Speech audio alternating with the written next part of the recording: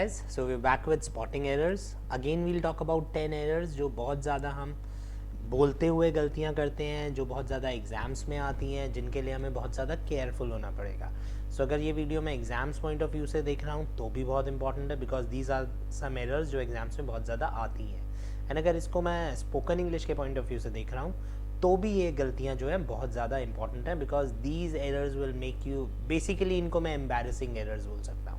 So if I make these kinds of errors while speaking, it might be a little embarrassing for me. And exams में तो ये गलतियाँ आती रहती हैं, right? So first sentence है he became better या he becomes better. Now he becomes better is wrong. Why? Because यहाँ पे हम लोग यूज़ करते हैं get. Get का मतलब क्या होता है? Get के बहुत सारे यूसेज होते हैं. एक get का यूसेज होता है when we talk about change in condition. Change in condition. अब एक एग्जांपल मैं हमेशा देता हूँ अपने स्टूडेंट्स को कि अगर आप फेसबुक पे हैं और अपना स्टेटस चेंज करते हैं आप, तो वहाँ पे क्या लिखा हुआ था है गॉट एंगेज्ड, राइट. कोई तैयार नहीं है तो मैं उसको क्या बोलता हूँ गेट रेडी. किसी की तबीयत ख़राब है तो क्या बोलते हैं गेट वेल सून. शादी हो गई तो got married. So basically gate का क्या मतलब होता है कि जब आपकी कंडीशन बदल जाती है. तो ही गॉट बेटर मतलब पहले वो अच्छा नहीं था, अब वो अच्छा हो गया, तो there is this change in condition. Get well soon वाला ही बेसिक कॉन्सेप्ट है. तब बीमार है और फिर ठीक हो जाता है, हम उसे बोलते हैं भाई गेट वेल सून. इसी तरह से अच्छा नहीं था, अच्छा हो जाए तो we use the word got better. So जो गॉट वर्ड या गेट वर्ड है, this is used a lot whenever there is a change in condition, right. So इसलिए ही बिकम्स बेटर यहाँ पे गलत हो जाएगा, ही गॉट बेटर. सेकेंड है we'll have a hearing test tomorrow and we'll have a listening test tomorrow. So जैसे आप देख रहे हैं hearing test is incorrect and listening test is correct. Now यहाँ पे what I need to know is the difference between hear and listen. अब मैं hear word use करता हूँ जब मेरे को generally आवाज़ें आती हैं, wanted sound, unwanted sound, basically जो मेरे कान सुन रहे हैं. पहले जब मैं listen पे आता हूँ तो listen is something when I'm paying attention to, जब मैं किसी चीज़ पे ध्यान दे रहा होता हूँ.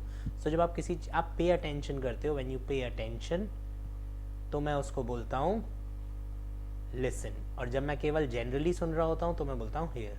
सो अगर से फॉर एग्जांपल अभी आप मेरा वीडियो हेडफोन्स लगा के देख रहे हो तो you are listening to my video, पीछे से आपकी मम्मी आपको डांट रही है तो you are hearing her shout as well.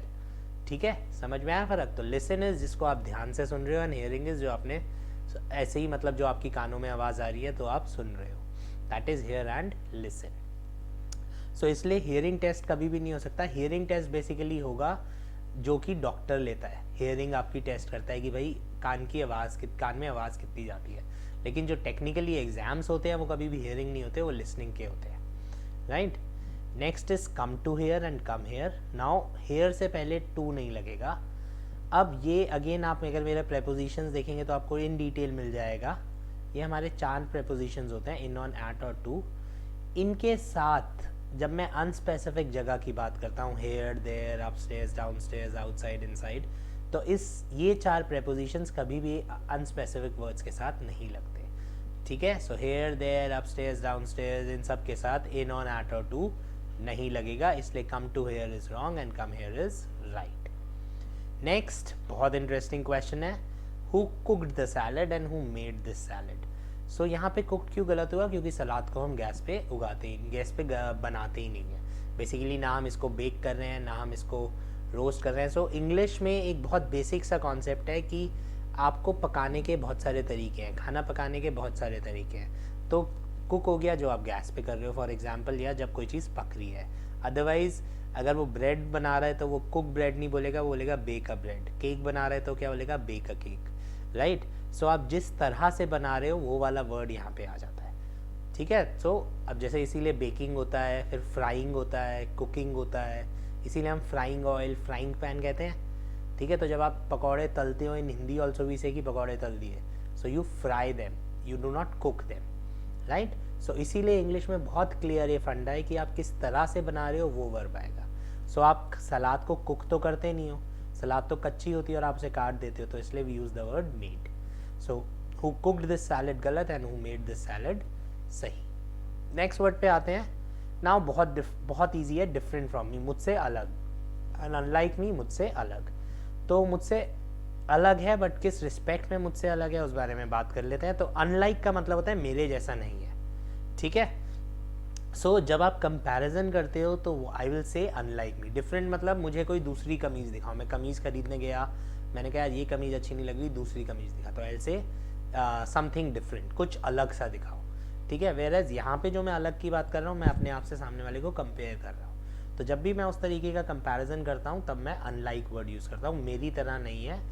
Unlike me she is proficient in English, मतलब उसकी इंग्लिश अच्छी है, मेरी इंग्लिश ख़राब है, तो मेरी तरह नहीं है इंग्लिश में ख़राब, वो मेरे से ज़्यादा अच्छी है इंग्लिश में, या मैं इंग्लिश में ख़राब हूँ वो इंग्लिश में अच्छी है। तो डिफरेंट नहीं यूज़ कर सकते हैं हम, डिफरेंट फ्रॉम मी गलत हो जाएगा, अनलाइक मी सही हो जाएगा। सो कि these were the first 5 errors.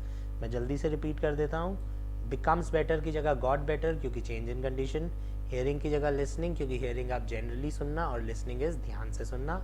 Hair, there, outside, inside, upstairs, downstairs, ऐसे वर्ड्स के साथ इन ऑन एट नहीं आता। कुक और मेड, जब भी आप खाना बनाने की बात करेंगे तो आप किस तरह से बना रहे हैं वो वाला वर्ड यूज़ होगा।